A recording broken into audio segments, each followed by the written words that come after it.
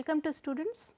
So, today we start our lecture on talking about some elementary concepts of dynamical systems.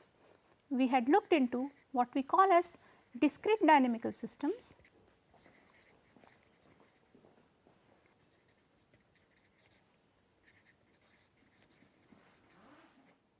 Our discrete dynamical systems are basically a space X and a self map F on X. And what do we study in this discrete dynamical system is basically for a typical point X, we studied what is f of x, what is f of fx, what is f of fx and so on. This basically comprises what is the orbit of x, and what we study is we study the asymptotic properties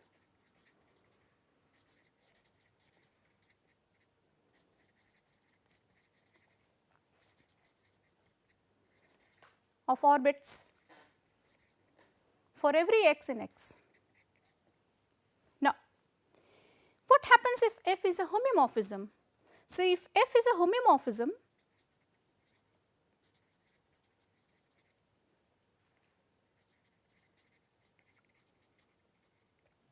we have two ways of looking into the orbits.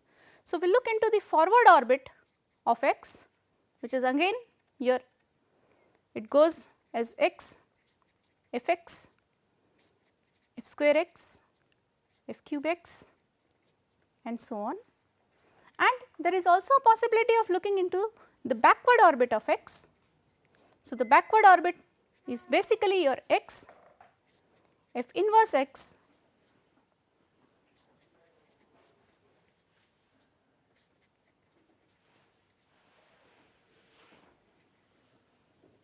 we start with this basic concepts and we try to look into what sort of dynamics do we want to study for this system. So, if we look into this fact, right, since we are looking into orbits, the most elementary orbit that comes up is when f of x remains stationary to at x.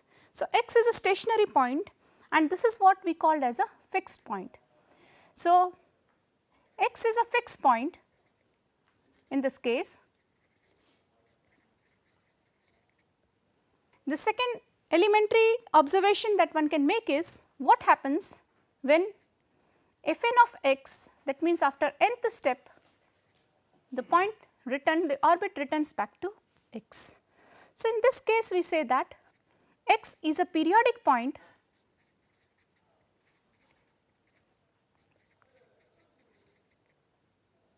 and for the least n where this is true,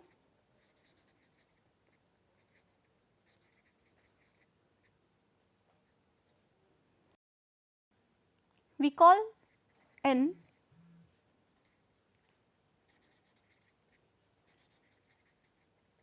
the period of x. So, x is a periodic point and it has a period n if n is the first instant where f n x is equal to x. Now, another elementary observation here is those points, right, where your exactly f n x is not equal to x, but what I find is that I have a case such that if I take f k of x, right, and then if I apply f n to it, that means what I get here is f m plus k of x, right, that returns back to, this turns out to be f k x. So, this is not something which is periodic, but what happens is some iterate of it behaves like a periodic point. So, what we call such points as x is an eventually periodic point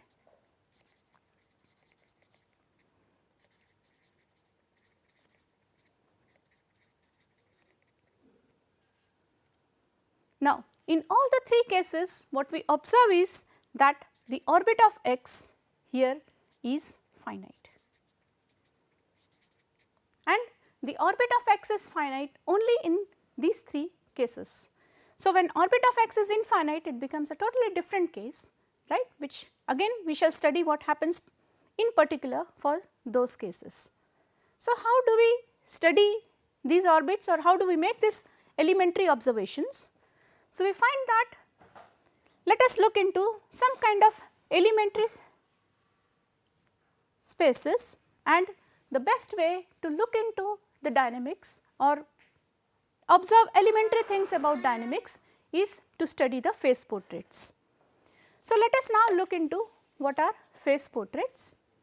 So, we look into the phase portraits.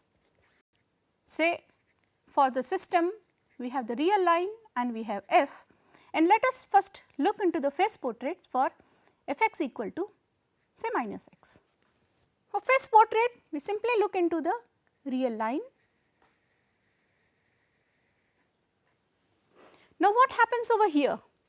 So, here we observe that if we consider the point 0, right, the point 0 remains at 0. What happens to minus 1 and what happens to 1? So, we observe here that under minus x, right, the point 1 is mapped into minus 1 and the point minus 1 is mapped into 1. What happens if we are going beyond 1 and minus 1? Again we can think of 2, right, and minus 2. So, what happens here is that the point 2 is mapped to minus 2. So, the point 2 is mapped to minus 2 and the point minus 2 is mapped to 2. This is also true for any elementary x that I take up over here. If I think of x over here, this point x gets mapped to minus x. So, again we have the system.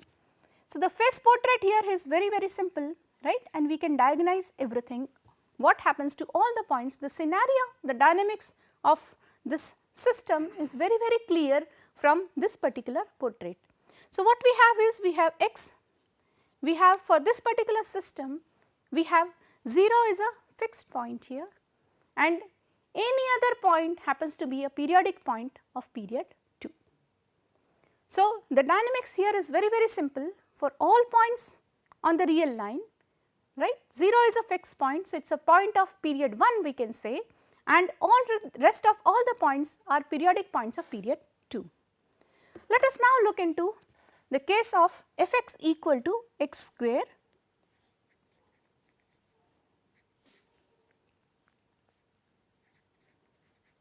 What happens in this particular case?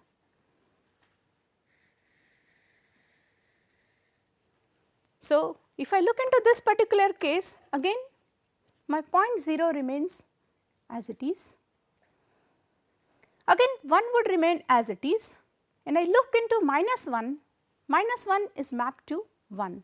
So, we have minus 1 being mapped to 1. What happens to say minus 2 here? So, we find that minus 2 is mapped to say 4 here, right, and we find that minus 2 is being mapped to 4. Similarly, your point 2, right, is also mapped to 4. What happens to a typical point x which lies between minus 1 and 0?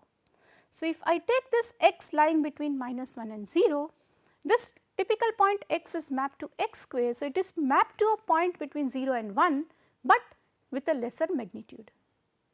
So, this is mapped to some point x square over here, and if you find what happens to x square, right, then this point x square is mapped to a point which has a further less magnitude and ultimately that is being driven towards 0. So, if we look into the phase portrait for this particular system, the phase portrait is very simple.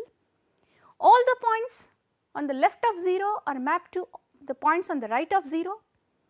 All the points are mapped with a magnitude less than that self if your value of the real is less than 1. If the real is greater than 1, it is mapped to the greater magnitude. So, all the points on the right of 0, right, if they are greater than 1, they are drifting towards infinity, because we know that we can easily see that 4 here is mapped further towards 60, right. So, any point which lies to the right of 0, right, the right of 1 basically is tending towards infinity, any point between 0 and 1 is tending towards 0. So, the phase portrait for this particular system is very simple. Now, we can have a certain different kind of phase portrait also. For example, if we consider the system fx equal to minus x cube. What happens at minus x cube? So, we find here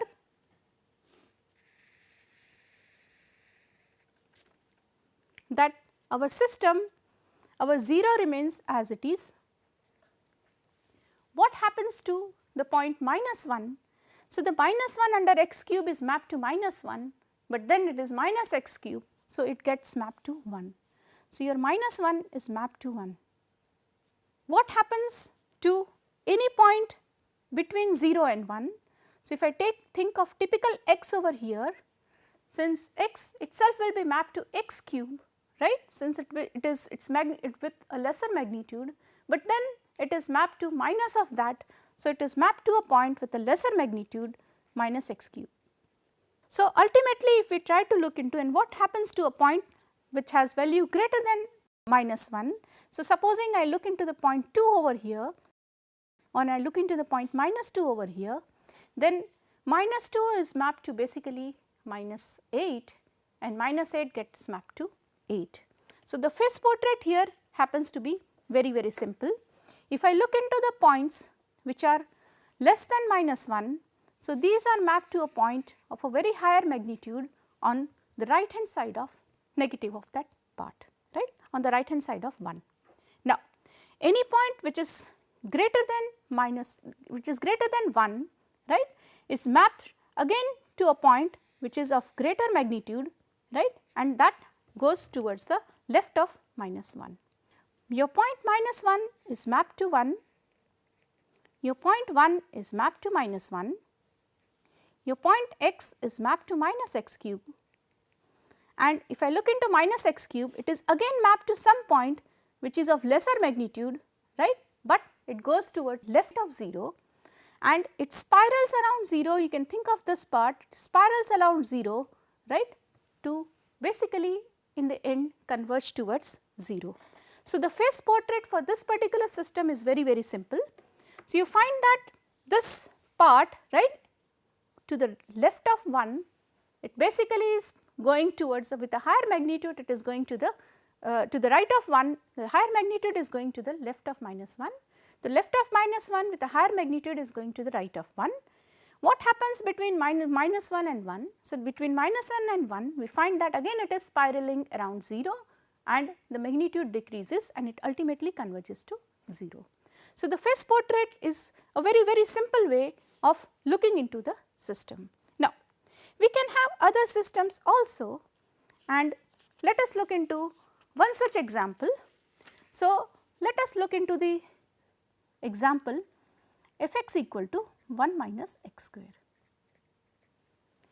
Now, it seems to be a little bit not so trivial case of looking into what happens to 1 minus x square. It is not very simple to compute. But then if I look into this particular map, I know that f of 0 here is 1 and f of 1 here happens to be equal to 0. And if I look into the unit interval, I find that f of 0 1 is same as 0 1. So, I can think of this particular map as a map from 0 1 to 0 1, right. So, f is basically a map from 0 1 to 0 1.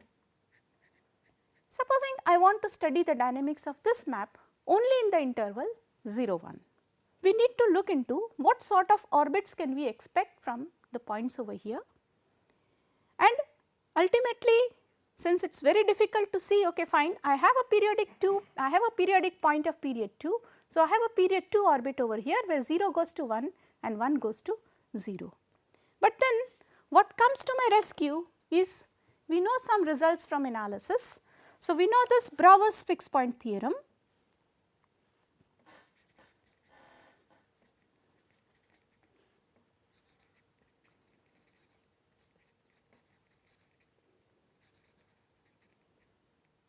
And this theorem says that if f from I to I is continuous,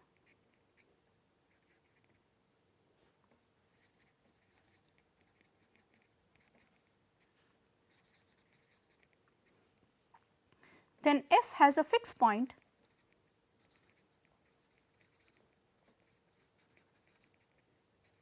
in I, where my I has to be a closed interval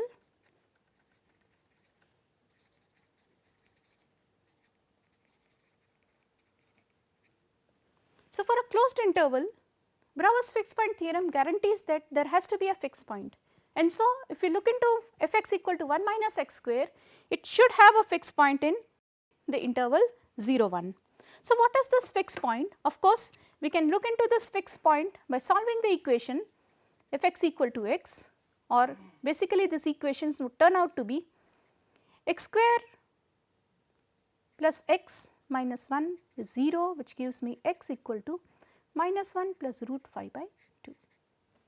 So, I do have such one fixed point here, but ideally what can I say about the dynamics of this particular system? So, it is also easy to look into this system by again taking the graph of this particular function, and since I am interested only in 0 1, so I am interested only in 0 1, I find that the graph of the system looks to something to be like this part. So, this is your 1 minus x square, and then I can draw the line y equal to x. We know that these two lines will only meet where x is same as 1 minus x square, and so we get a particular fixed point here. So, instead of computing, we could easily find out that yes, we do have one particular fixed point in this particular interval. Then it has one fixed point, it has a periodic point of period 2, for example 0 and 1, they both turn out to be periodic point of period 2. So, 0 and 1 is a periodic point of period 2. Does it have any other periods? So, it is very easy to guess what happens over here. So, how do we find out whether it does have periodic points of any other period or not? So, the easy way is to look into a graphical analysis of this particular map, and if we try to look into graphical analysis, it is very simple. We have this point as a fixed point. I look into what happens to 0, 0 is mapped to 1, again this goes to 1 1, right, which is again mapped to 1, which is again mapped to, if I go back to the line y equal to x, it is again mapped to 0, and then 0 takes the value 1. So, if we draw the line back to the graph, it is mapped to 1. Does it have any other periodic point? What is basically the nature of the other periodic points? What happens to the other points over here? Do the points remain where they are? Do the points converge to some particular point? Maybe right now I am not looking into this, we will look into this part once again. But this gives us another way of looking into dynamics, and that is we can look into what is called graphical analysis. So, try to look into how we can look into the graphical analysis of some points. What do we exactly mean by graphical analysis? So, we try to see maybe for f x equal to, say, let us look into x cube. Now, and we want to look into this, right, with our domain being minus 1 and 1. What happens over here? So, if we try to look into this particular graph over here,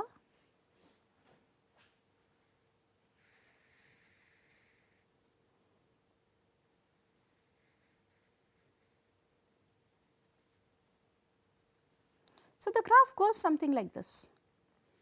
Now, what we find here is that if f x equal to x cube, I have 3 fixed points here. I have a fixed point, we just draw the line y equal to x, right, extend the line y equal to x, and we find that this has 3 fixed points. It has one fixed point here at 1, it has another fixed point here at 0, and it has a third fixed point here at -1. So, we find that this has 3 fixed points here at 0, at 1 and at -1. What happens to a typical point between 0 and 1? So, we start with a typical point between 0 and 1. So, if I start with my x here, I am starting with my x here, right. This goes to the point which is called x comma x. So, yeah, it goes to x cube, and then it goes to the graph, this goes to this goes to x cube, right, and then it goes to x cube, then it again comes back to this phase, which is basically my x cube x to the power 9, and it comes back further.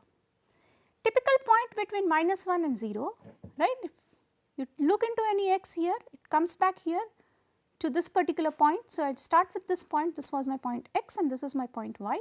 So, I start with my point y here. So, this particular point goes to y cube, then it again goes to the point y cube, then it goes to the point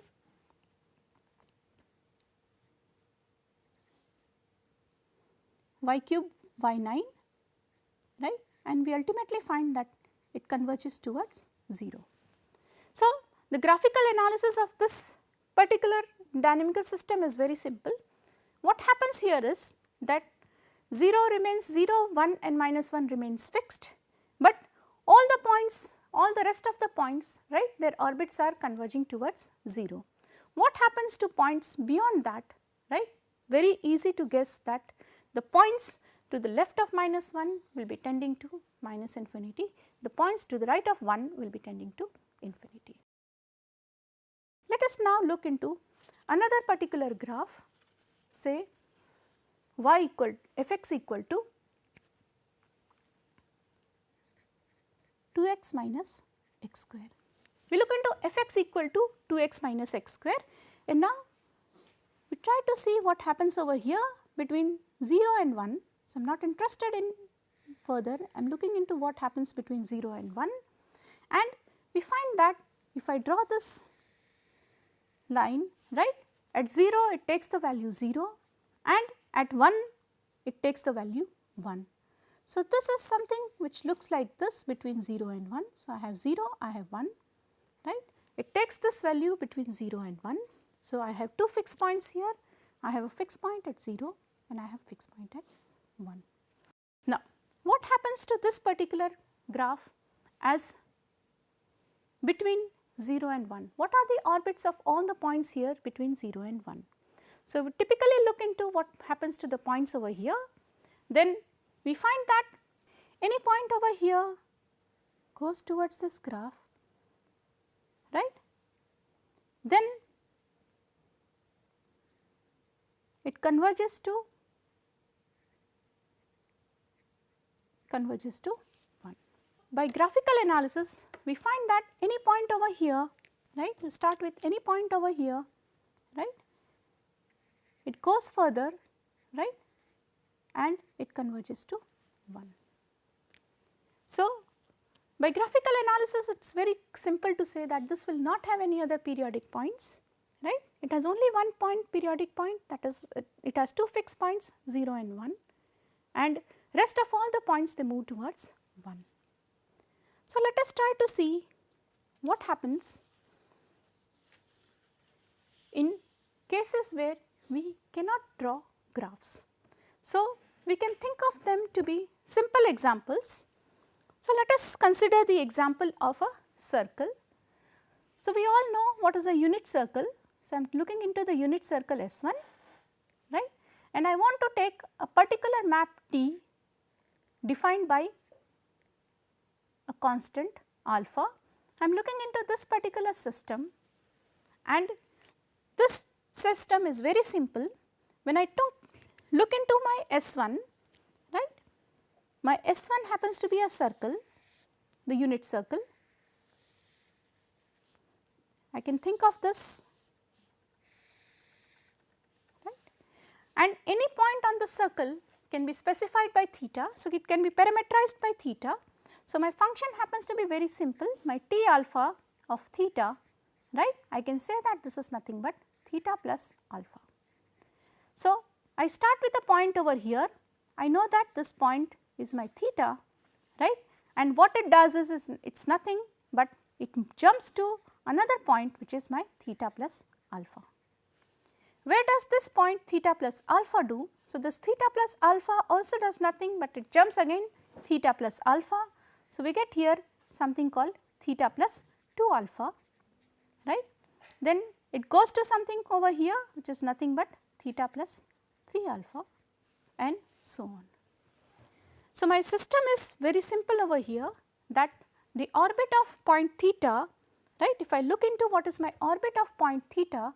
So, the orbit of point theta happens to be nothing but theta, theta plus alpha, theta plus 2 alpha, theta plus 3 alpha and so on. So, this is basically my orbit of theta. Now, I want to look into the dynamics over here. So, in trying to analyze the dynamics over here, it is very important to know what is alpha, because we know in the circle itself has a period of it is periodic, period 2 pi, right. So, since the circle itself is periodic with period 2 pi, it is very important to know what is the constraint on alpha. So, let us try to see, we will come back to this again, let us try to see what happens when alpha is a rational multiple of 2 pi. So, supposing my alpha happens to be equal to say 2 pi times m by n, what happens in that particular case? So, if we try with our point theta, right, what we find is that say T alpha, right, to the power n will be nothing but theta plus n times 2 pi m by n, right. So, what is it? It is just a translation of theta by a multiple of 2 pi. So, what I get back is just theta. So, here for given any theta, so for given any theta over here, what we find here is that T alpha to the power n of theta goes back to theta. So, the interesting case here is that all points are periodic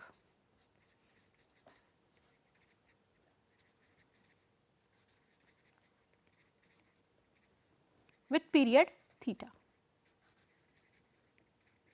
period n, sorry, with period n. All points are periodic with period n. Now, we look into this fact that, so this is basically also something which we call as the rational rotation. So, this is like we are rotating along the circle and this is a rational rotation. So, this is also a rational rotation of the circle, and we find that for a rational rotation, what we find is that this all points here are periodic with the same period. Now, what happens when alpha is an irrational multiple of 2 pi, because we can have either an rational multiple or an irrational multiple. So, what happens if alpha is an irrational multiple of 2 pi? So, I am taking 2 pi times r, right, where r is irrational.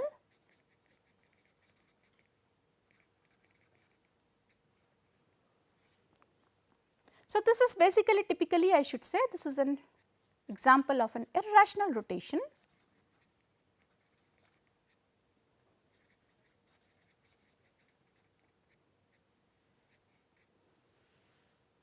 We have 2 pi r.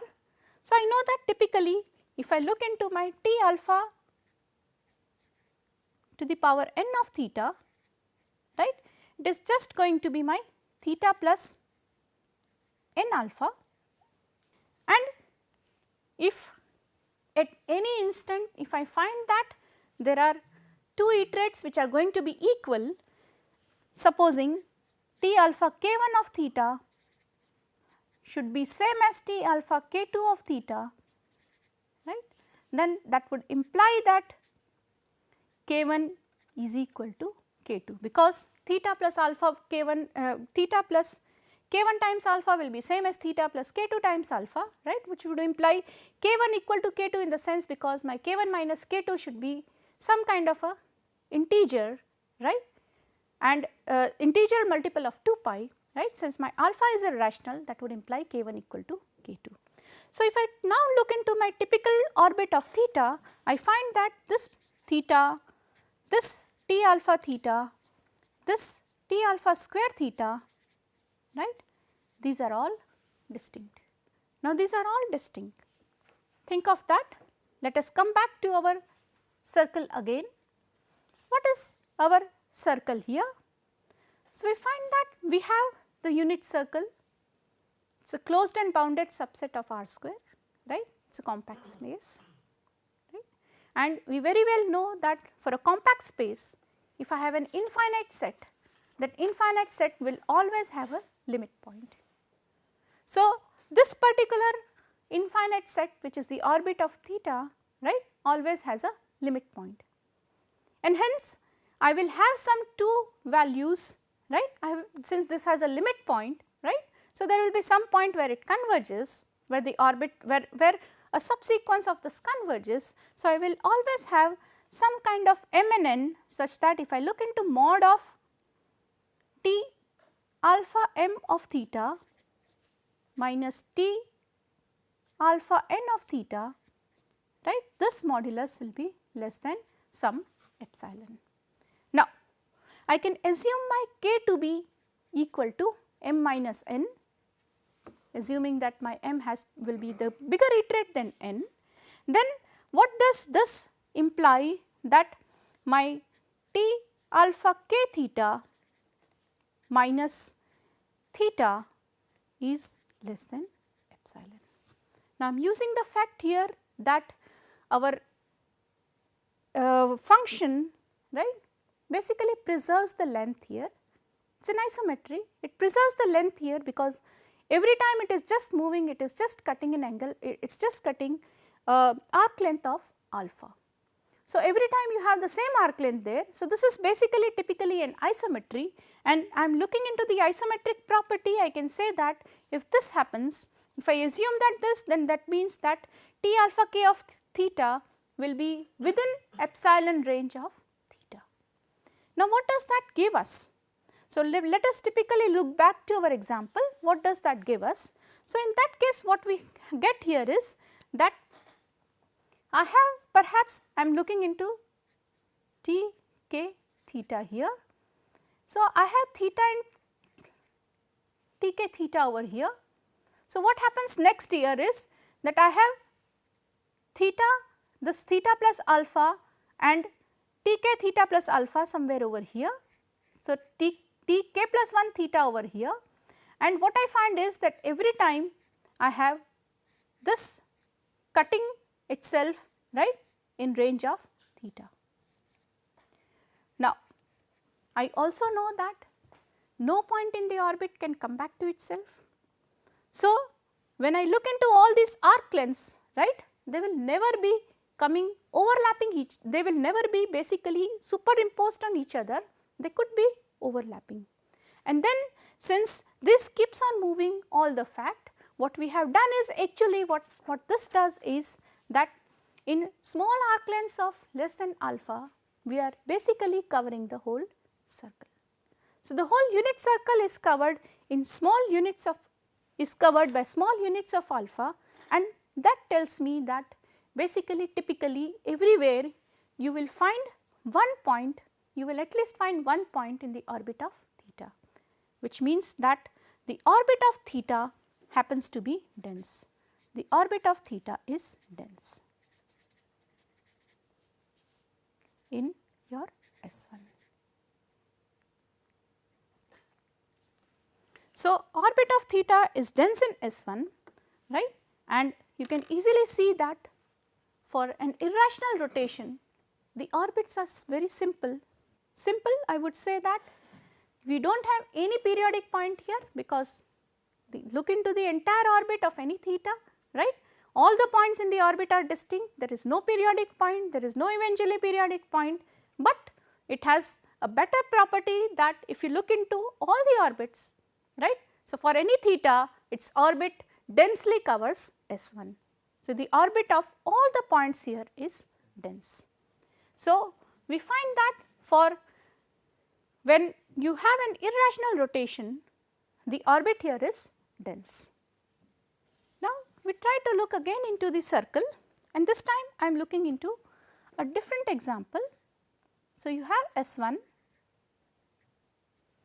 and let me look into this map f over here, where I am defining my f as f of theta equal to 2 theta. What happens in this particular case? So, again let us try to draw the figure here.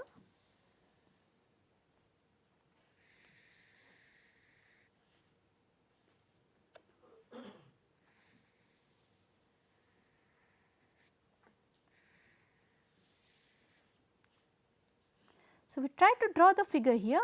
What we find here is your theta is being mapped to 2 theta, right.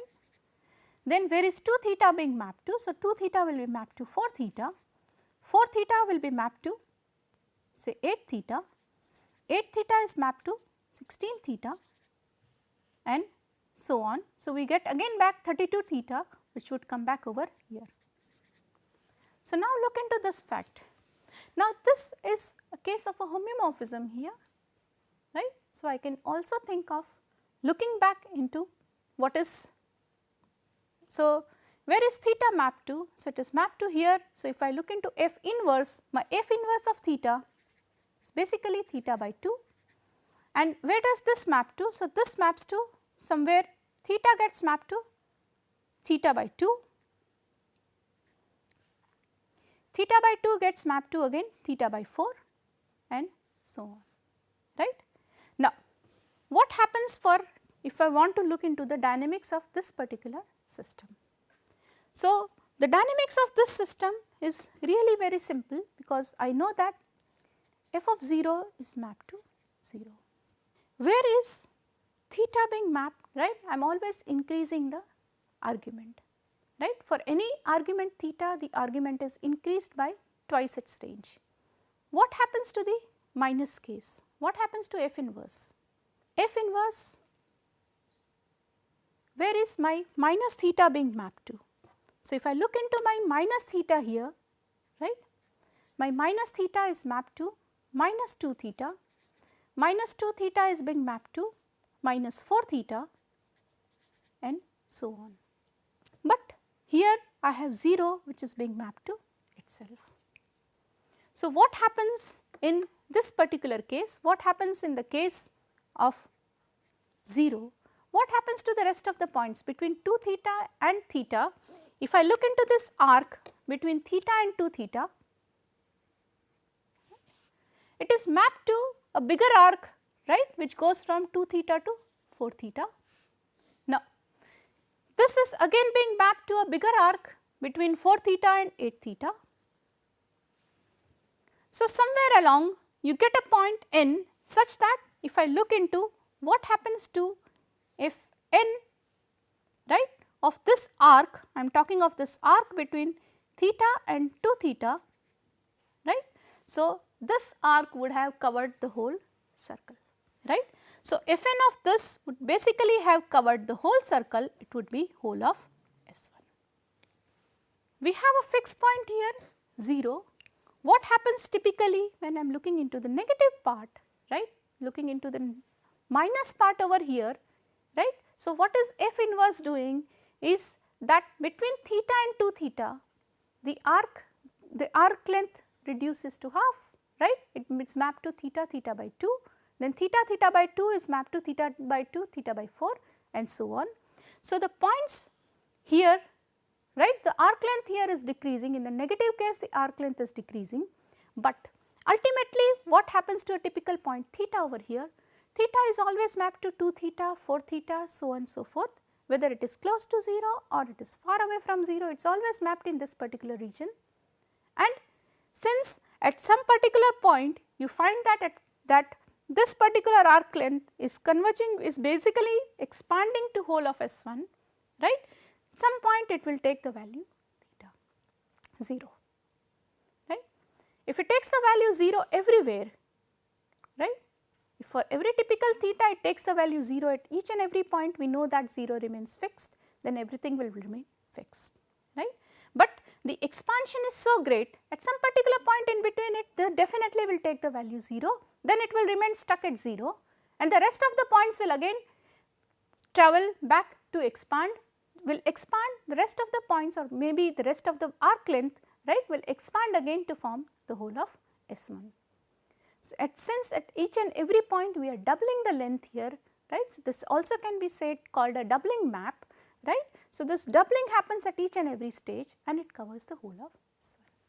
Analyzing these points, analyzing the orbits of theta here become a little bit difficult here, because what happens typically, what happens, when can we reach 0? We know for sure, very sure, that if theta is a rational multiple of, is an irrational multiple of 2 pi, it will never reach 0, never remains stuck to itself, right. So, we know for very sure how are we moving over here, right. So, typically we can think of this fact that the points are moving randomly over here, right. The orbit of points here are quite random, and we know that they will never come back, or basically they are never sticking to one point, right. You are not finding a periodic point here, right. Theta moving to 2 theta is possible, we can have a theta which goes to 2 theta, it is possible, right. But we are not sure of what the orbits of this particular case are. Again, this is a particular case which we shall cover up once again when we look into some more theory. But right now, let us move to something else about the system. So, we want to now look into a typical case where again we will come back to this example to look for that particular case. So, let us look into some elementary definitions once again. Let P be a periodic point of period n.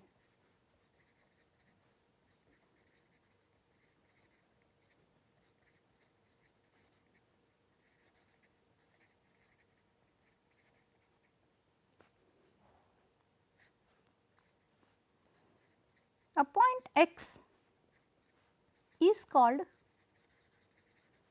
forward asymptotic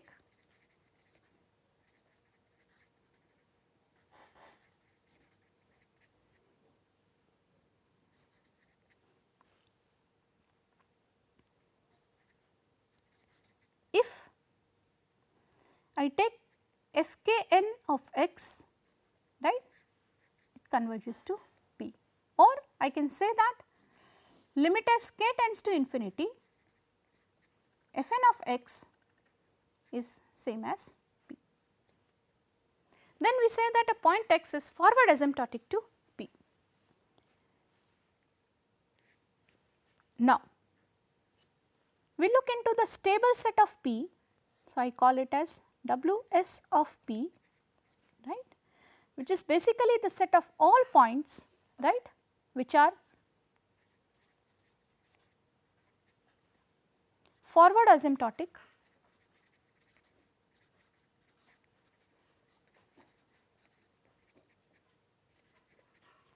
to P.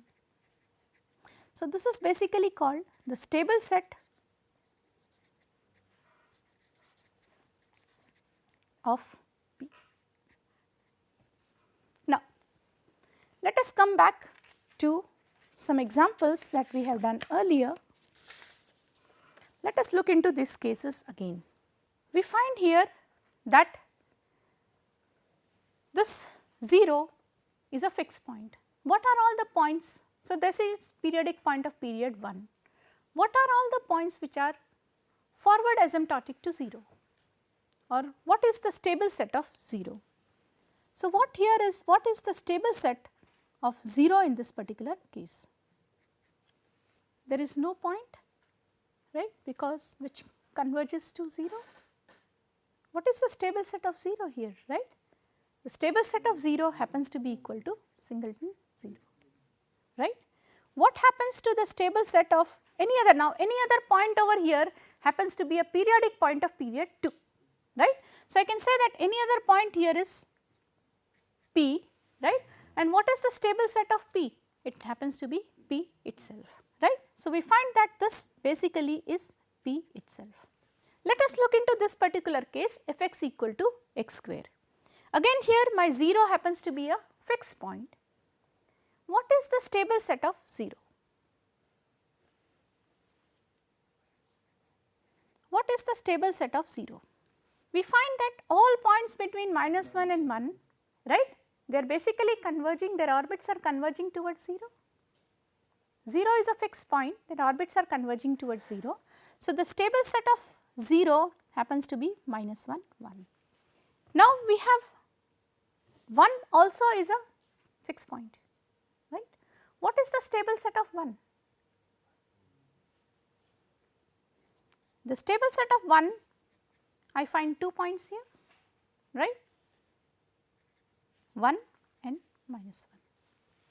The rest of the points do not come under the stable set of any other thing.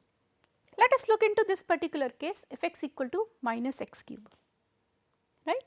What happens to the stable set of 0 again?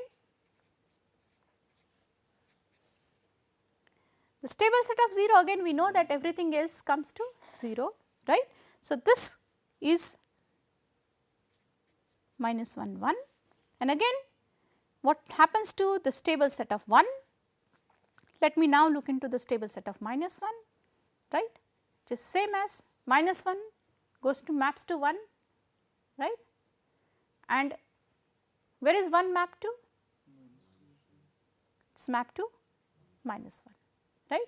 So, what happens in this case? What is the stable set of minus 1? So, the stable set of minus 1 we find to be minus 1, right. Okay, I am looking into minus 1 as a periodic point. So, if the question is why should it be equal to minus 1, right, we are looking into minus 1 as a periodic point of period 2. So, for example, where does x to the power 6 converge to? I am now looking into f square of some point converging, right. So, what we find is that minus 1 is the only point which comes back to minus 1, the limit tends to minus 1. For no other point the limit tends to minus 1. So, the stable set of minus 1 is minus 1. What is the stable set of 1 in this particular case? So, the stable set of 1 here will be just 1, because under f square, right, that is my f square turns out to be x to the power 6, right. No other point under f square is converging to 1, right. 1 is the only point which converges to 1. So, the stable set of 1 happens to be equal to 1. Okay. So, I want to look into one more definition here. Since we talked about forward asymptotic, we can also talk about backward asymptotic. So, a point x is called backward asymptotic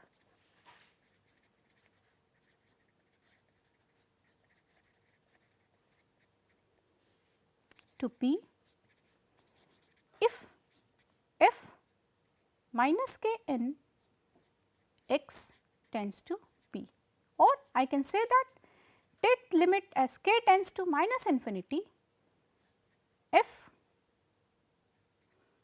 of minus k n of f of k n x converges to is equal to P.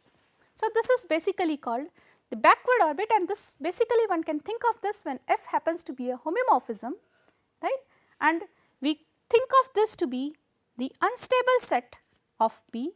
So, the unstable set of P is basically the set of all points backward asymptotic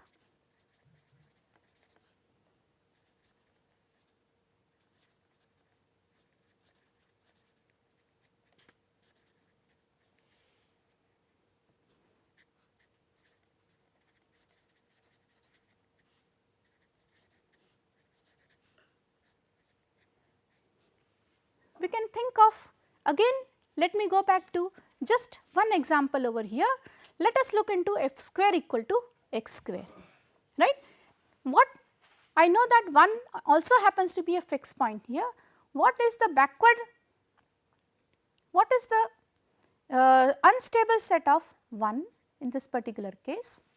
So, we find that under the negative iteration, right, all points from 1 to infinity, right, and all these points from 0 to infinity, all these points are converging to 1 under backward thing, right. I am now looking into backward part, right. So, instead of x square it becomes root x, right. We find that everything is converging here. What happens to this case? I can't think of this case right now because I am looking into x square, right. I can't define the negative part, but let us look into what happens over here, right. What we find here is that all points, right, 0 infinity, everything is backward asymptotic to 1. Backward asymptotic points can also be said that these are repelling away from the fixed point, right. So, basically you find very close to them, but that is moving away from fixed point. Okay. So, maybe we end up here, right, and we will come back to this again in the next class.